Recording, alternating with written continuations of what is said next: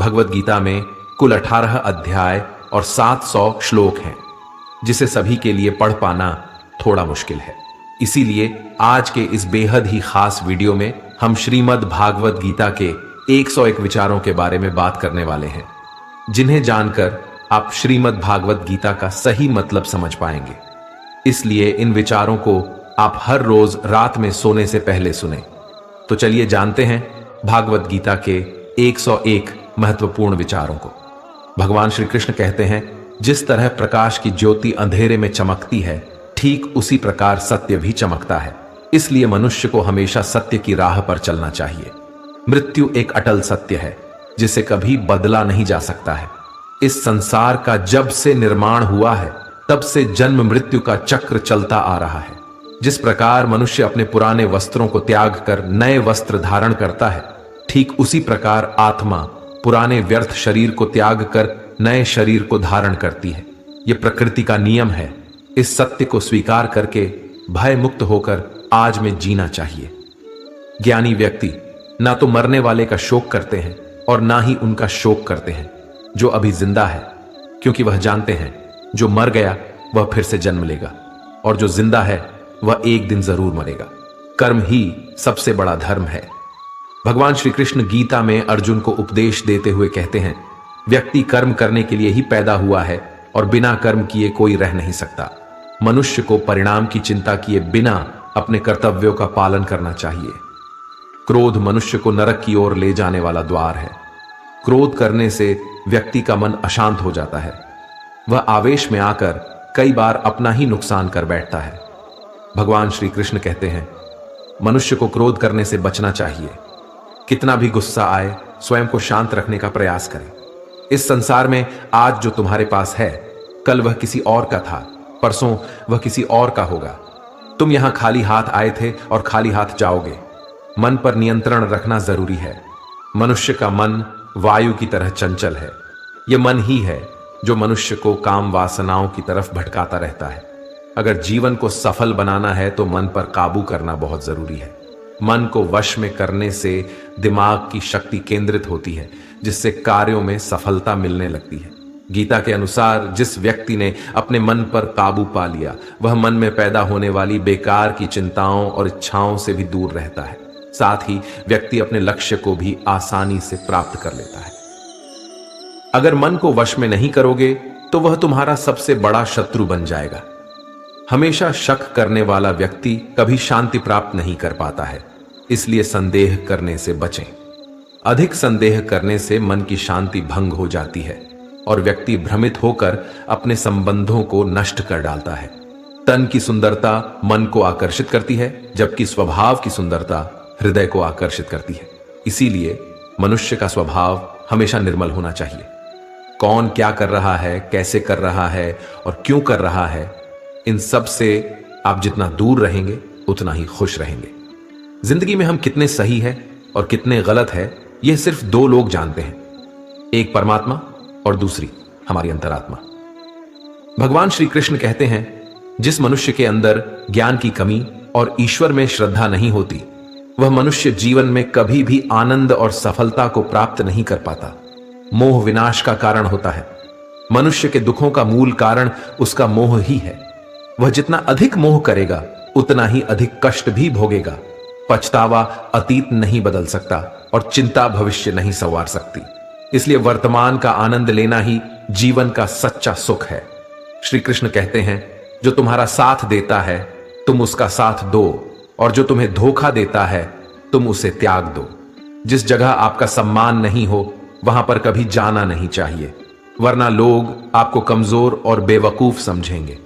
जहां बारिश ना हो वहां फसल खराब हो जाती है, और जहां संस्कार ना हो वहां नस्ल खराब हो जाती है। जो लोग यह कहते हैं मेरे पास वक्त नहीं है, असल में उनके खास रिश्तों की गिनती में आपका नाम ही नहीं है। बात इतनी मधुर रखो कि कभी वापस भी लेनी पड़े तो आपको कड़वी ना लगे। खुद में थोड़ा स्वाभिमान होना जरूरी है, वरना लोग आपको वहां भी दबाने की कोशिश करेंगे जहां आपका अधिकार है। जब तक तुम अपने आप से नहीं हार जाओ, तब तक दुनिया की कोई ताकत तुम्हें हरा नहीं सकती है। कमजोर तुम नहीं, तुम्हारा वक्त है और वक्त सबका बदलता है। तुम बस अपना कर्म करते जाओ। जिसने कभी संकट नहीं देखा उसे अपनी ताकत का कभी एहसास नहीं होगा। जो दूसरों की तकलीफों को समझते हैं, जिनमें दया है, जो दिल से अच्छे हैं, उन्हें दोबारा जन्म नहीं लेना पड़ता है। किसी को कुछ देकर घमंड मत कर, क्या पता तू दे रहा है या पिछले जन्म का कर्ज चुका रहा है। घमंडी मनुष्य का वंश, वैभव और प्रतिष्ठा तीनों ही चले जाते हैं। विश्वास ना हो तो रावण, कौरव और कंस को देख लो। किसी पर विश्वास करना हो तो उनकी बातों पर नहीं, उनकी हरकतों पर ध्यान दो। गुस्से के वक्त थोड़ा रुक जाने से और गलती के वक्त थोड़ा झुक जाने से जिंदगी और भी आसान हो जाती है। भगवान श्री कृष्ण कहते हैं, जो मनुष्य मुझे जान लेता है वह जन्म मरण के बंधनों से मुक्त हो जाता है। जो मनुष्य भगवत गीता को पढ़कर उस पर अमल करता है, उसके सारे दुष्कर्मों का प्रभाव समाप्त हो जाता है। जो भाग्य में है वह भाग कर आएगा और जो भाग्य में नहीं है वह आकर भी भाग जाएगा। जैसे हवा के झोंके नाव को भटका देते हैं, वैसे ही मनुष्य की इच्छाएं बुद्धि को भटका देती हैं। जो मनुष्य सुख और दुख में, मान और अपमान में शांत रहता है, वह मनुष्य मुझे अति प्रिय है। यह संसार मेरी ही माया है। यह संसार मुझसे ही उत्पन्न हुआ है।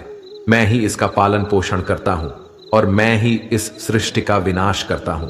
मैं भूत, वर्तमान और भविष्य के सभी प्राणियों को जानता हूं, लेकिन वास्तविकता में मुझे कोई नहीं जानता। समझदार व्यक्ति जब संबंध निभाना बंद कर देता है तो समझ लेना चाहिए उसके आत्मसम्मान को कहीं ना कहीं ठेस अवश्य पहुंची है। प्रेम सदैव माफी मांगना पसंद करता है और अहंकार सदैव माफी सुनना पसंद करता है। कर्म ही तुम्हारी पहचान है, वरना एक नाम के यहां हजारों इंसान हैं। अच्छे कर्म करने के बावजूद भी लोग केवल तुम्हारी बुरी बातें ही याद रखेंगे। इसलिए लोग क्या कहते हैं इस पर कभी ध्यान मत दो। जितना हो सके खामोश ही रहना अच्छा है, क्योंकि सबसे ज्यादा गुनाह इंसान से उसकी जुबान ही करवाती है। किसी को धोखा देना एक कर्ज है जो आपको किसी और के हाथों एक दिन जरूर मिलेगा। एक अच्छी नजर वही है जो सिर्फ अपनी कमियां और दूसरों के गुण तलाश करती है। कभी उस व्यक्ति पर भरोसा मत करो जो वक्त के साथ स्वभाव बदल लेते हैं। जीवन में कभी किसी से अपनी तुलना मत करो। तुम जैसे हो सर्वश्रेष्ठ हो। सबको अपना जीवन बदलने के लिए समय मिलता है, परंतु समय बदलने के लिए दोबारा जीवन नहीं मिलता। जो होने वाला है वह होकर रहता है और जो नहीं होने वाला है वह कभी नहीं होता। ऐसा निश्चय जिनकी बुद्धि में होता है उन्हें चिंता कभी नहीं सताती है। अच्छी नीयत से किया गया काम कभी व्यर्थ नहीं जाता है और उसका फल आपको जरूर मिलता है। जीवन की सबसे बड़ी गलती वही होती है जिस गलती से हम कुछ सीख नहीं पाते हैं। तुम आज जो भी कर्म कर रहे हो उसका फल तुम्हें कल प्राप्त होगा और आज जो तुम्हारे पास है वह तुम्हारे द्वारा किए गए कर्मों का फल है। जो मनुष्य श्रद्धा भाव से मेरी भक्ति करता है, मैं उसे वह हर चीज देता हूं जो उसके पास नहीं है, और जो उसके पास है मैं उसकी रक्षा भी करता हूं। किससे कब और कितना बोलना है, अगर तुमने यह समझ लिया तो तुम अपनी जिंदगी के सार्थक बन चुके हो। कान्हा कहते हैं, जीवन में कभी मौका मिले तो किसी के लिए सारथी बनना, स्वार्थी नहीं। धर्म से भरा हृदय धर्म का परामर्श देता है और अधर्म से भरा हृदय अधर्म का परामर्श देता है। इंसान इसलिए दुखी नहीं है कि वह ईश्वर को नहीं मानता। इंसान इसलिए दुखी है क्योंकि वह ईश्वर की नहीं मानता। समय आने पर सबको मिलता है। समय से पहले की चाह ही दुख का कारण बनती है। वे मूर्ख हैं जो प्रेम को बकवास कहते हैं। प्रेम इस संसार की मूल है, इसी से संसार बना है। रिश्तों में नियमित दूरियां रिश्तों को जोड़ती है और अनियमित दूरियां रिश्तों को तोड़ती है। मनुष्य अपने विश्वास से निर्मित होता है।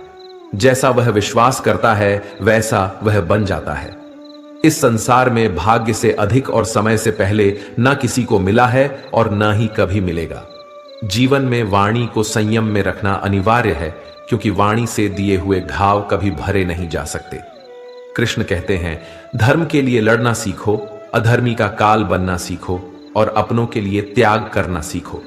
सत्य हमेशा पानी में तेल की एक बूंद के समान होता है। कितना भी असत्य का पानी डाले वह हमेशा ऊपर ही तैरता है।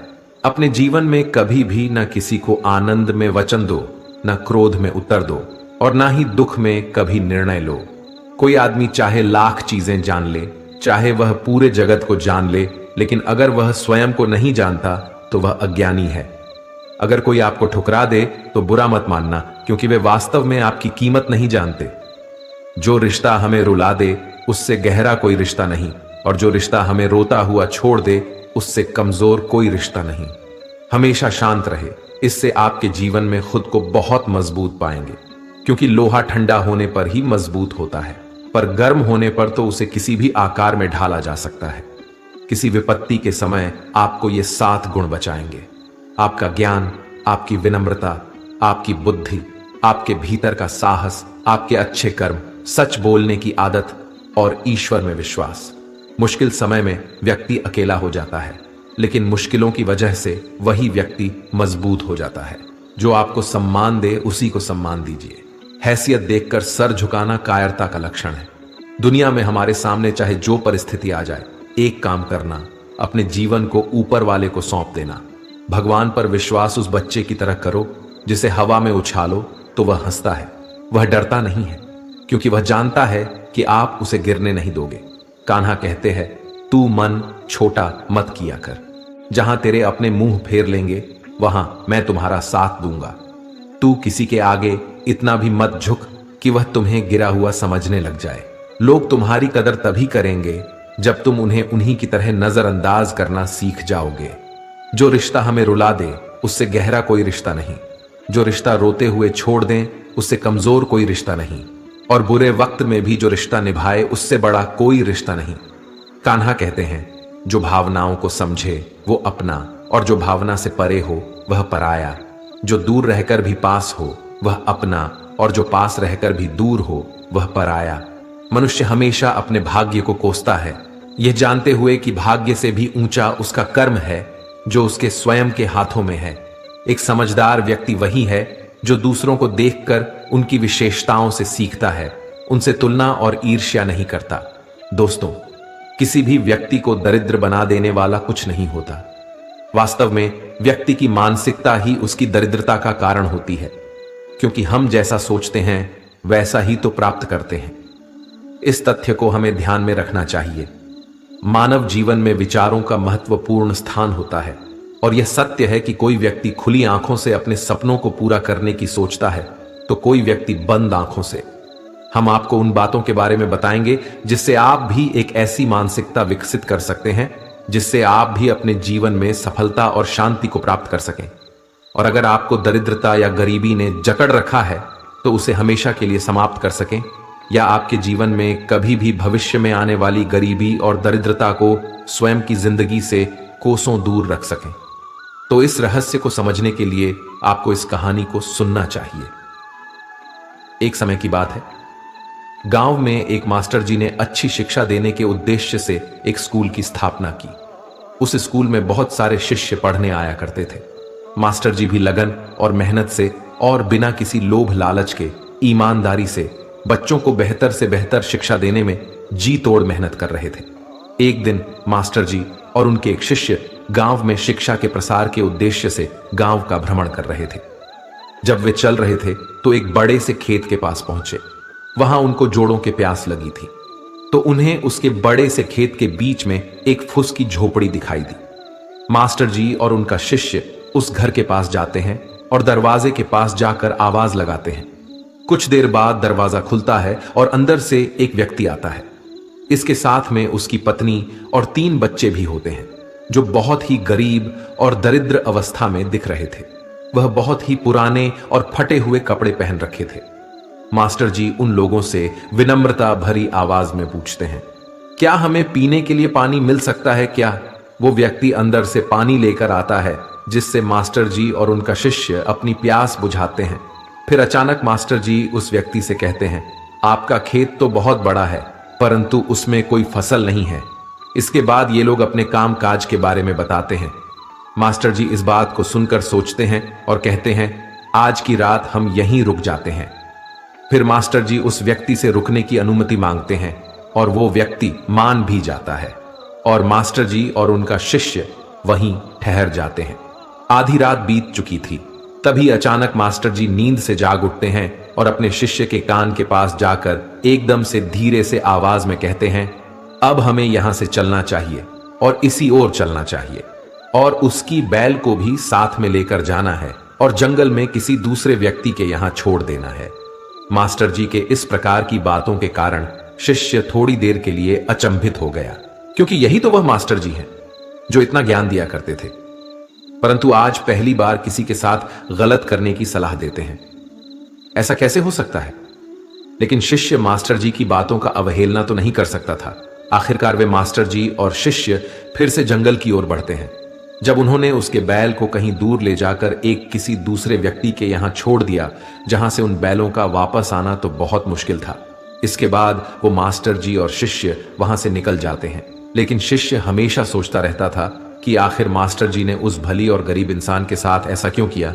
लगभग 10 वर्ष बीत जाते हैं और वह शिष्य खुद एक बड़ा व्यापारी बन जाता है। तब उसके मन में फिर से वही प्रश्न अक्सर आने लगा।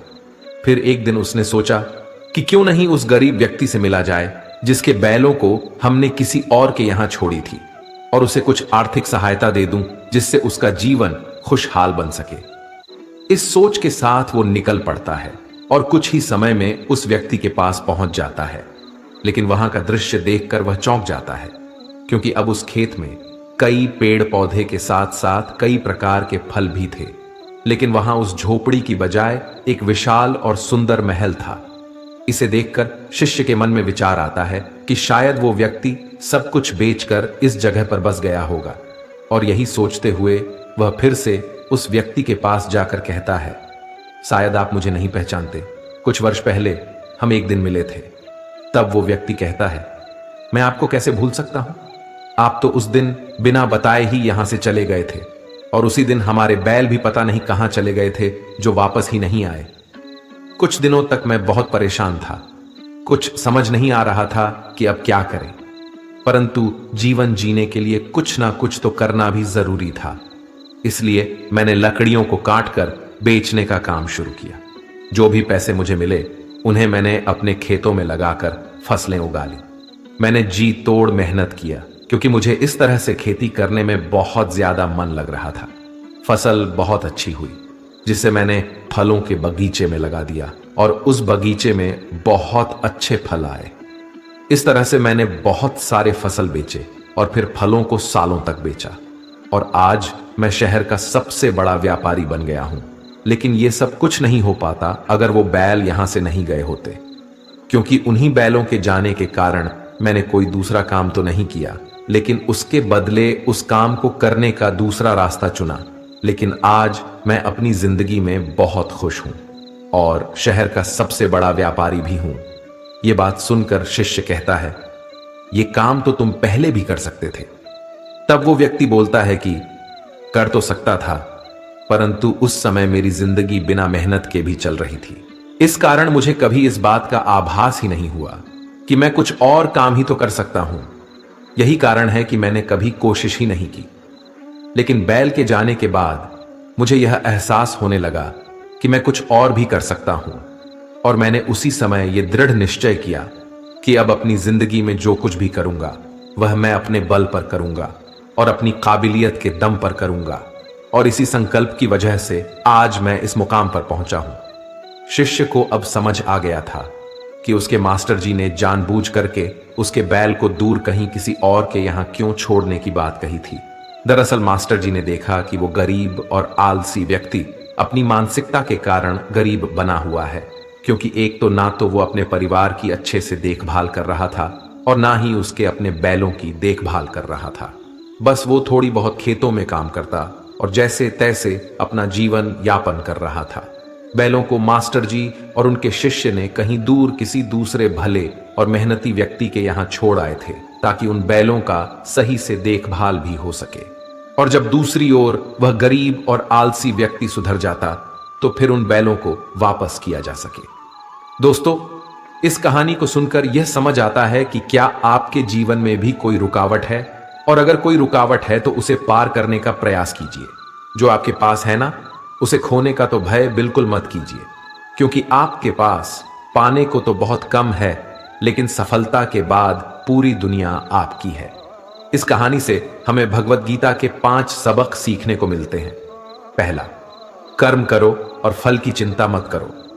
भगवान श्री कृष्ण ने अर्जुन से कर्म करने की महत्वपूर्ण बात की थी, बिना फल की चिंता के। इस कहानी में प्रमुख पात्र ने अपने कर्मों को पूरी श्रद्धा और मेहनत से किया और फल की चिंता किए बिना ही उसने अपने लक्ष्य को प्राप्त किया। दूसरा, मेहनत और संकल्प से मिलती है सफलता। इस कहानी से हमें यह भी सीखने को मिलता है कि मेहनत, संकल्प और संघर्ष से हम अपने लक्ष्य को प्राप्त कर सकते हैं। तीसरा, आत्मसमर्पण। जैसे अर्जुन ने अपने गुरु श्री कृष्ण के साथ पूरी श्रद्धा और आत्मसमर्पण से काम किया, वैसे ही अपने कर्म को आत्मसमर्पण के साथ करना चाहिए। चौथा, कर्म और भाग्य। श्रीमद् भगवद गीता में कहा गया है कि हमें कर्म करना चाहिए, परंतु फल की चिंता नहीं करनी चाहिए। इस कहानी से हमें यह सीखने को मिलता है कि कर्म हमारे भाग्य को निर्धारित नहीं करते, लेकिन हमारे कर्म हमारे भाग्य को सुधार सकते हैं। पांचवा, आत्मसंवाद। इस कहानी में प्रमुख पात्र ने खुद से संवाद किया, खुद से बातचीत की और अपने कार्यों के प्रति अच्छे भाव से काम किया। भगवद गीता में भी आत्मसंवाद का महत्व बताया गया है, जिससे हम अपने मार्ग को स्पष्ट रूप से समझ सकते हैं। इस कहानी के माध्यम से हम ये सीख सकते हैं कि भगवद गीता के सिद्धांतों को हमारे जीवन में कैसे अपनाया जा सकता है और कैसे हम अपने लक्ष्यों को प्राप्त कर सकते हैं। यह हमें यह भी सिखाता है कि कर्म, संकल्प और आत्मसमर्पण से हम किसी भी मुश्किल को पार कर सकते हैं और अपने जीवन को सफलता की ओर अग्रसर कर सकते हैं और अपनी जिंदगी से गरीबी और दरिद्रता को कोसों दूर रख सकते हैं। इस दुनिया में कोई किसी का हमदर्द नहीं होता। लाश को शमशान में रखकर अपने ही पूछते हैं, अभी और कितना वक्त लगेगा? दुख आना भी जरूरी है, तभी इनसे जिंदगी पूरी होती है। खाली खुशी इंसान को मजबूत नहीं बनाती और ना ही जिंदगी के दोनों पहलुओं से रूबरू कराती है। भगवान श्री कृष्ण कहते हैं, मन की शांति से बढ़कर इस संसार में कोई भी संपत्ति नहीं है। जिस व्यक्ति ने अपने मन को शांत रखना सीख लिया है, उससे ज्यादा धनवान इस संसार में कोई नहीं है। समय मनुष्य के बनाए मार्ग पर नहीं चलता, मनुष्य को समय के दिखाए मार्ग पर चलना होता है। इसी को नियति कहते हैं। जीवन कठिन तब लगता है जब हम स्वयं में बदलाव करने के बजाय परिस्थितियों को बदलने का प्रयास करते हैं। दुनिया में केवल माता और पिता ही ऐसे इंसान हैं जो चाहते हैं कि हमारे बच्चे हमसे भी ज्यादा कामयाब हों। वक्त, दोस्त और रिश्ते, ये वो चीजें हैं जो हमें मुफ्त मिलती हैं, मगर इनके बेशकीमती होने का एहसास तब होता है जब ये कहीं खो जाती है। जिंदगी में कुछ दर्द ऐसे होते हैं जो हमें जीने नहीं देते और कुछ फर्ज ऐसे होते हैं जो मरने नहीं देते। आप चाहे कितने भी अच्छे कर्म कर लो, लेकिन आपकी तारीफ सिर्फ शमशान में ही होगी। अगर आप किसी को एक बार माफ करते हो तो आप समझदार हो। अगर आप उस व्यक्ति को दूसरी बार भी माफ करते हो तो आप बहुत ही नरम दिल हो। लेकिन आप उस व्यक्ति को तीसरी बार भी माफ करते हो तो आप दुनिया के सबसे बड़े बेवकूफ हो। जीवन की सबसे महंगी चीज है आपका वर्तमान, जो एक बार चला जाए तो फिर पूरी दुनिया की संपत्ति देकर भी उसे हम खरीद नहीं सकते। संसार के सहयोग में जो सुख प्रतीत होता है, उसमें दुख भी मिला रहता है, परंतु संसार के वियोग से सुख दुख से अखंड आनंद प्राप्त होता है।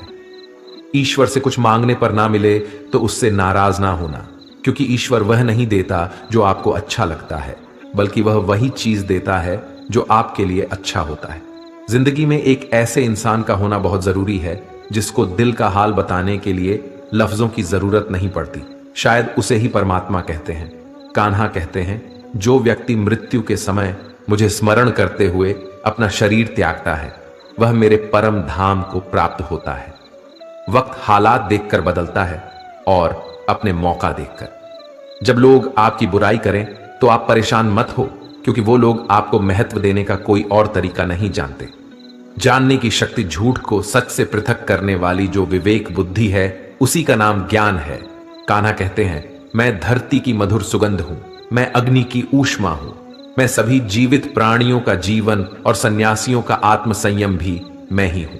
जिस प्रकार समुद्र के पार जाने के लिए नाव ही एकमात्र साधन है, ठीक उसी प्रकार स्वर्ग के लिए सत्य ही एकमात्र सीढ़ी है।